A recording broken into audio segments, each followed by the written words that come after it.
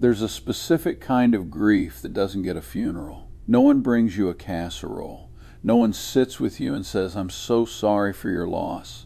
Because as far as the world can see, you haven't lost anyone. Your child is alive, healthy, probably, maybe even thriving somewhere out there in a life you're no longer part of.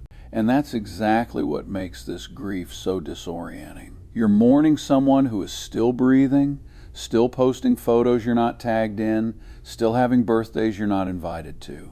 Psychologists actually have a name for this. It's called ambiguous loss. And by the end of this video, you're going to understand not just what to call what you're feeling, but what one of history's most grief-literate minds, a man who buried people he loved while writing some of the wisest words ever put on paper about sorrow, would tell you to do with it.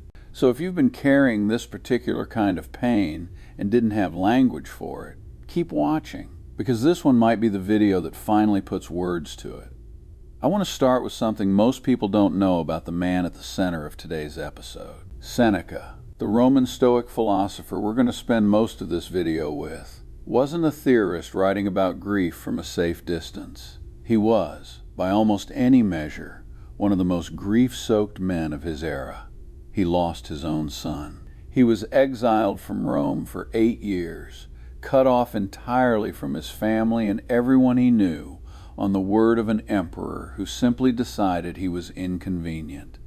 And later in life, he was ordered to take his own life by that same emperor's successor, Nero, a man Seneca had personally tutored as a boy, a young man he had loved and shaped, who ultimately turned on him completely. If anyone in history understood what it feels like to be discarded by someone he'd poured himself into, it was this man. So when Seneca writes about grief, he's not offering detached advice. He's writing from inside it, which I think is exactly why his letters on the subject still land so hard 2,000 years later. Before we get to what he actually says, let's ground this in something real, because I don't want this to feel like an abstract philosophy lecture. This channel exists because this pain is common, even though almost nobody talks about it out loud. We've mentioned before that recent research out of Cornell suggests more than 1/4 of American adults have cut contact with a family member at some point in their life. But the number that I think matters even more here comes from psychologists who specifically study this kind of loss. Family researcher Pauline Boss, who spent decades studying exactly this phenomenon, coined the term I mentioned a minute ago, ambiguous loss, specifically to describe grief without a clear ending. Her research began with families of soldiers missing in action, and later expanded to include exactly this situation. A living person who is, for all practical purposes, gone from your daily life, without any of the rituals or social permission that usually come with loss. Boss's core insight is something I think every parent in this situation needs to hear, because it validates something you've probably been told, directly or indirectly, that you're not allowed to feel. This kind of loss is objectively harder to process than a death, not easier. With death, there's a clear boundary. There's a funeral, there's a document, there's a community that shows up and says, "This is real, you're allowed to grieve." With a living estrangement, there's no such permission. Friends might say, "Well, at least they're alive," as if that settles it. But Boss's research shows that the absence of closure is exactly what makes ambiguous loss so much harder to metabolize.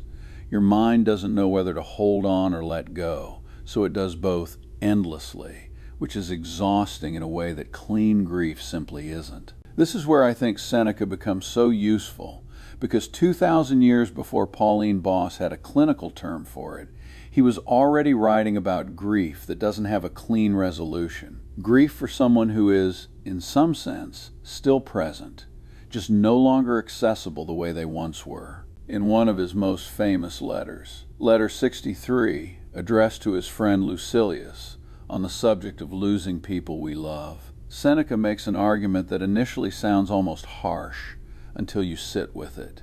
He says that grief itself isn't the enemy. What he warns against is what he calls indulging grief past its natural course, turning sorrow into a kind of performance we owe to the person we lost, as if suffering forever is proof of how much we love them. He writes that some people are almost ashamed to stop grieving, as though healing were a betrayal. And I think that lands directly on the situation so many parents are in right now. There's a quiet belief, often unspoken, that if you find peace, if you build a life around this new distance, it means you've stopped loving your child, or worse, that you've accepted losing them. Seneca would say that's exactly the trap. Continuing to suffer doesn't protect the relationship. It just adds a second wound on top of the first. But Seneca isn't advocating for coldness either, and this is the part people sometimes misread about Stoicism. He wasn't telling people to suppress feeling. In a different letter, he makes a distinction that I think is one of the most useful ideas in this entire episode. There's a difference between the first sting of loss, which he says is natural, even for the wise, even for people who've trained their whole lives in philosophy, and the prolonged, self-inflicted suffering we build on top of that first sting through our own thinking. The first wave hits everyone. Nobody, in Seneca's view, escapes that. What we have some control over is what we do after the wave passes, whether we keep re-triggering it on purpose, replaying the same wound over and over, or whether we let ourselves move through it towards something steadier. There's another letter, addressed to a woman named Marcia, who had been grieving her son's death for 3 years straight, unable to move past it. Seneca's letter to her is remarkably tender for someone with his reputation for toughness. He acknowledges her pain is real and legitimate. But he also gently points out that endless grief doesn't actually serve the person she lost. It only serves the grief itself, feeding a wound that could otherwise begin closing. He makes the case that at some point, continuing to suffer stops being about honoring the person you lost and starts being about avoiding the harder work of learning to live inside a changed reality. I think that's the exact fork in the road so many parents reach with estrangement and don't realize they're standing at. There's a version of grief that keeps you facing backward, endlessly replaying the last conversation, endlessly rehearsing what you should have said differently. And there's a version of grief that, while still carrying real sorrow, faces forward toward a life that includes this loss without being consumed entirely by it. Now, I don't think Seneca alone gives us the whole map here, so let's bring in a couple more voices who help fill in what he couldn't have known, writing 2,000 years before modern psychology existed. Elisabeth Kübler-Ross, the psychiatrist famous for identifying the stages of grief: denial, anger, bargaining, depression, and acceptance. Originally developed her model for terminal illness and death. But grief researchers since her have applied the same framework to ambiguous loss, with an important adjustment. With a living estrangement, these stages don't move in a clean line. They loop. You might reach something like acceptance, feel steady for months, and then a birthday, a photo, a mutual friend mentioning your child's name sends you straight back to something like the earliest stages again. This isn't failure. Grief researchers who study estrangement specifically note that this looping pattern is completely normal for ambiguous loss, precisely because the loss itself isn't final. The door, technically, is still open, which means your mind keeps checking it. This is actually where Seneca and Kübler-Ross end up agreeing, even though they're separated by 2 millennia. Both of them, in their own language, are saying grief isn't a problem to be solved once and permanently. It's a process you keep returning to, and the goal isn't to arrive at a place where you never feel it again.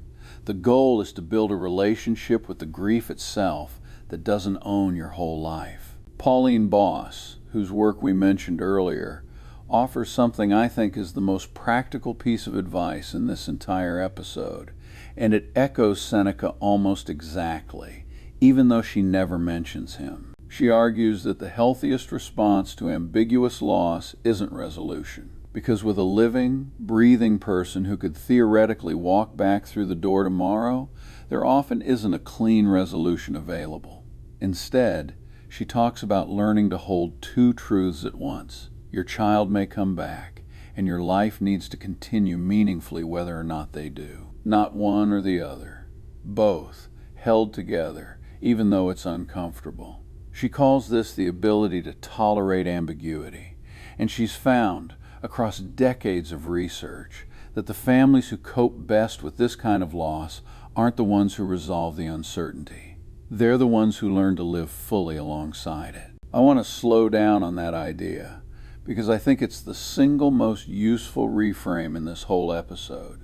So much of the suffering I hear about from parents in this situation comes from treating their life as if it's on pause, waiting for the phone to ring before they let themselves feel okay again. Boss's research, and honestly Seneca's letters too, are both pointing at the same exit from that trap.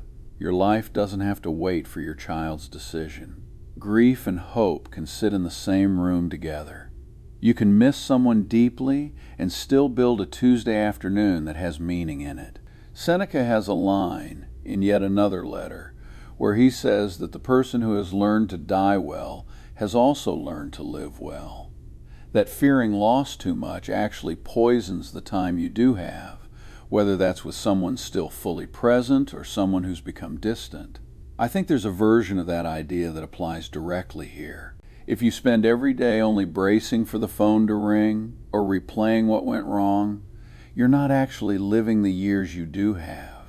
You're living in permanent anticipation of a different life that may or may not arrive. That's not the same as giving up. And I want to be really clear about that distinction, because I don't think Seneca, Boss, or Kübler-Ross would want anyone hearing "let go of hope." What they're describing is something more like carrying hope without being controlled by it. You can leave a door open, genuinely open, not performatively open, while still building something real on your side of it. In fact, Boss's research suggests that parents who manage to do this, who build a full life alongside the ambiguity rather than one entirely paused by it, often end up in a better position if reconciliation does happen, because they're arriving as whole people, not as someone who's been standing at the same door for years, running only on waiting. There's one more thing I want to bring in before we close, because I think it answers the question a lot of people are probably asking right now. Okay, but practically, what do I actually do with this? Grief researcher William Worden, who built on earlier stage models, proposed thinking about grief less as stages you pass through and more as tasks you actively work on. Adapted for ambiguous loss, those tasks look something like this: accepting the reality of the loss, even though it's partial and confusing. Allowing yourself to actually feel the pain instead of intellectualizing past it. Adjusting to a world that now includes this absence, which might mean redefining holidays, redefining what family means day to day, finding new sources of connection and meaning that don't depend on your child's presence. And finally, finding a way to maintain an ongoing connection to your child emotionally, through memory, through hope, through love, while still moving forward with your own life. Notice that last task doesn't say let go of the connection. It says find a way to hold it that doesn't require your child's daily participation in order for you to function. I think that's the version of Seneca's advice translated into modern language. He never asked Marcia to stop loving her son. He asked her to stop letting that love be the only thing keeping her alive. Boss never tells families to close the door. She tells them to stop living exclusively in the doorway. So if you're watching this because your child has chosen distance and you've been waiting, really waiting, in the sense of your whole life orbiting around a phone that might ring, I want to leave you with something concrete. Grief here is not a phase you get through once. It's something you'll likely carry in a lighter or heavier form for a long time, maybe permanently, in some quiet corner. That's not failure. Seneca would tell you the first sting was never something you could have avoided. What's available to you is what happens after, whether you keep reopening the wound on purpose or whether you build a full, meaningful life that has room for both this grief and genuine joy sitting right next to each other? This is exactly the kind of question the third voice exists to sit with.